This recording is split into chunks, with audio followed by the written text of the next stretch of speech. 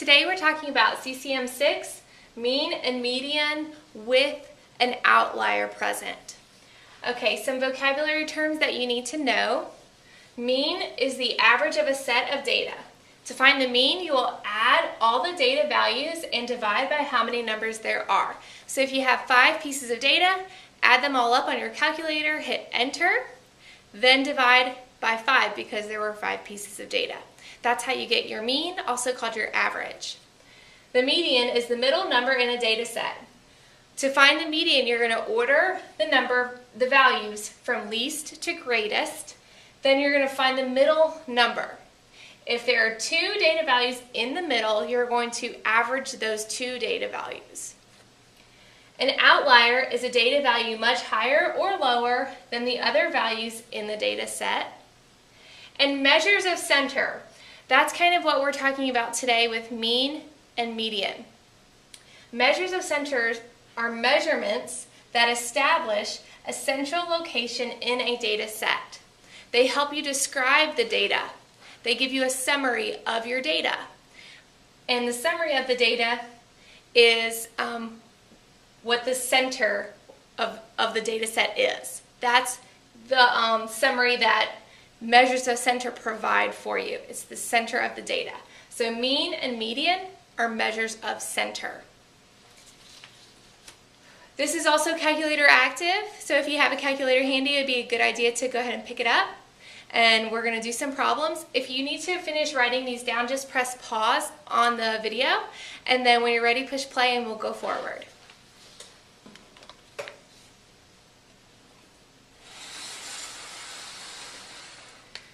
Okay, so I have a table set up here because that's going to help us organize our information.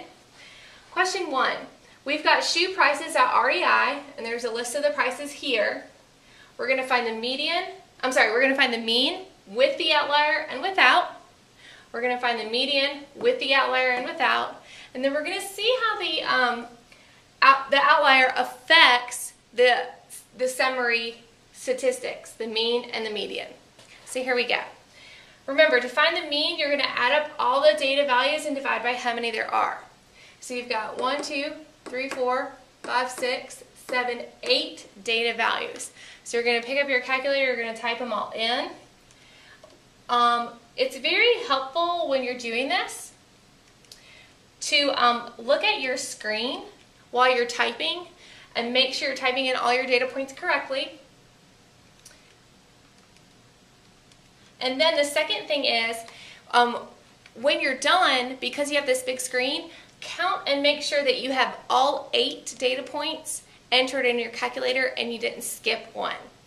So, so far I've got 343, and then I'm going to divide that sum by 8, which is how many data values there are.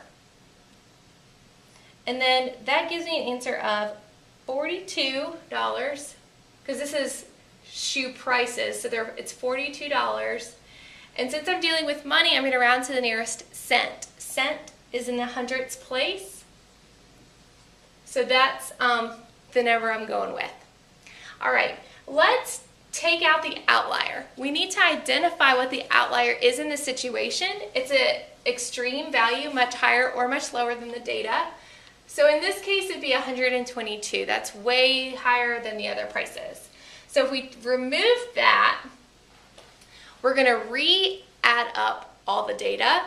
And instead of dividing by 8, since we took it out, we're going to divide by 7. So when you add up all the data except for 122, you get 221.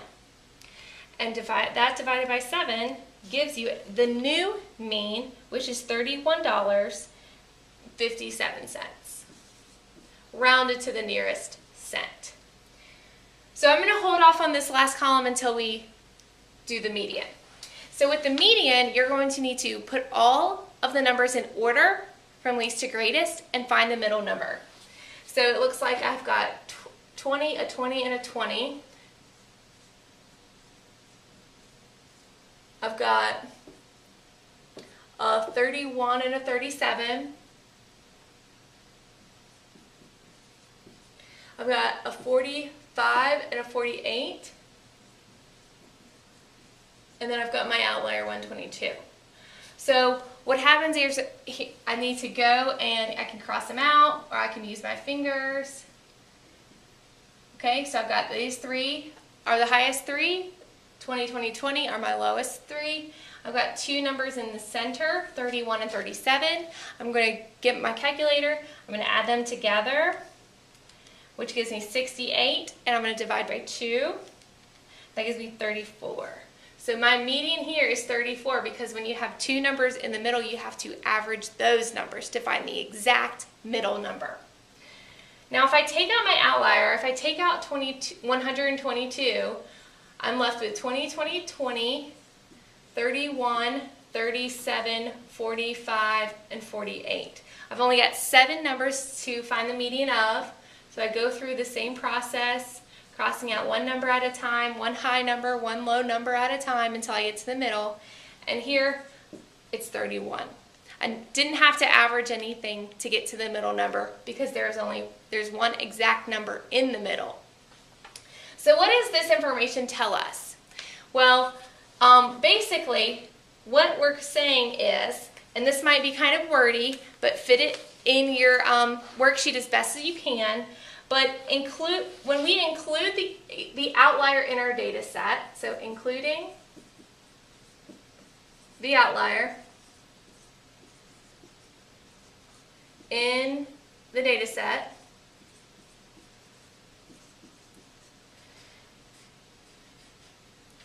it rises the average price of shoes, so including the outlier in the data set, raises the average price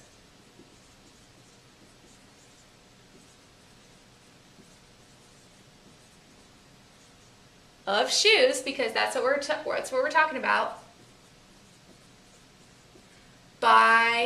and then I'm going to put a number there. So looking at the data, when I include the outlier, because it's so large, it raises the average price of shoes. Now I need to figure out by how much. What dollar amount does the outlier have an effect on? How much? Is it a big jump? Is it a small jump? We need to be specific here. So when you subtract these two numbers, these two dollar amounts, it's $11.31. So that's what we're dealing with here. If you remove the outlier, that price of shoes becomes a lot lower. So a big outlier has a large effect on the mean here. Let's take a look at the median.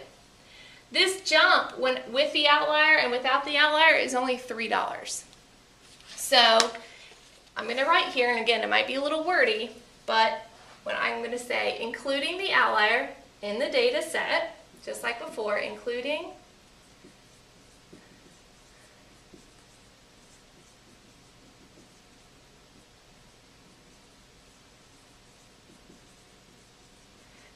the outlier in the data set raises the median price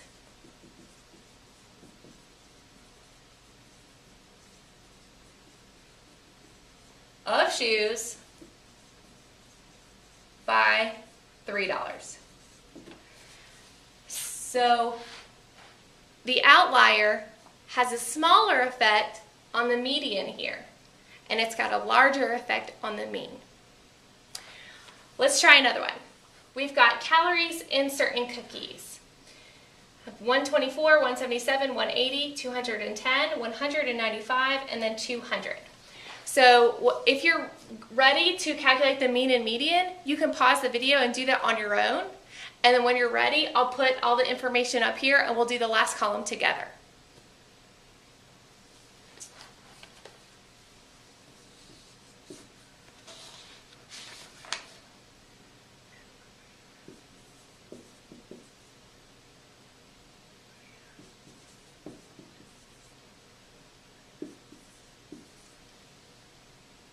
Okay, so in this problem, my outlier was actually 124. As you can see, all of the cookies are around between 177 calories and 210 calories. 124, that's probably one of those healthy cookies, so it's got less calories. So when I calculated the mean with the outlier, it was 181 calories. without 192.4 calories. So here's where we kind of analyze what just happened. So when we include the outlier in our data set,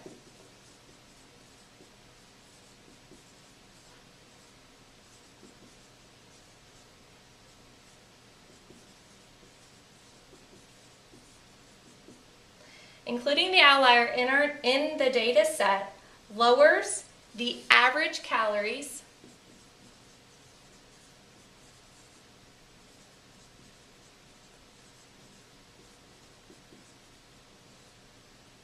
per cookie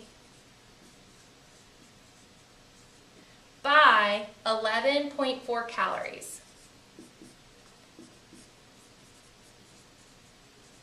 So I'm giving a lot of information here. I'm including what I'm talking about. I'm talking about calories in cookies, and I'm being specific about how many calorie difference that there is, including the outlier and not including the outlier. So when I have an outlier that's lower than all of the other pieces of data, it's actually lowering the average cookie calorie count. And in this case, by 11.4 calories per cookie. If we take a look at the median, there is a difference, but it's not as large as the mean. So I would say, including the outlier in the data set, and I'm not going to write that this time, but including the outlier in the data set, it lowers the median calorie per cookie by 7.5 calories. So as we saw in the problem before, an outlier still can have an effect on the median, but not as much as the mean. Outliers have a greater effect on the mean. It changes it a lot more than it does the median. So what I want you to do is I want you to try the next problem on your own. If you have a worksheet, go ahead and pause the video now and fill it out. If you do not have a worksheet, I'm going to show you the problem and then you can pause the video then. Take a second and work through this problem. Okay, so the outlier here is 45. That is a high outlier. And the mean with the outlier is 18. That's 18 minutes to school. Without, it's 12.6.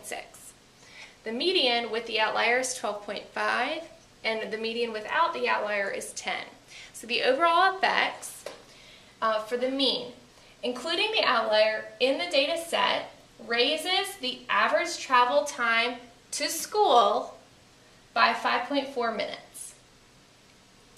For the median, including the outlier in the data set raises the average travel time to school by 2.5 minutes.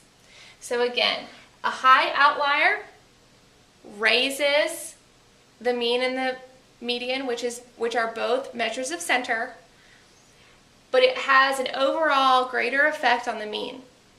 As we looked at the problem before, an outlier that's lower than all of the other pieces of data, they will pull the mean and the median measurements down, but it has the greater effect on the mean. I hope that you didn't get too confused by all this stuff. If you ever have any questions, of course, you can go to your teachers, or you can make a chart, you can work it out, you got this. I look forward to seeing you in more videos.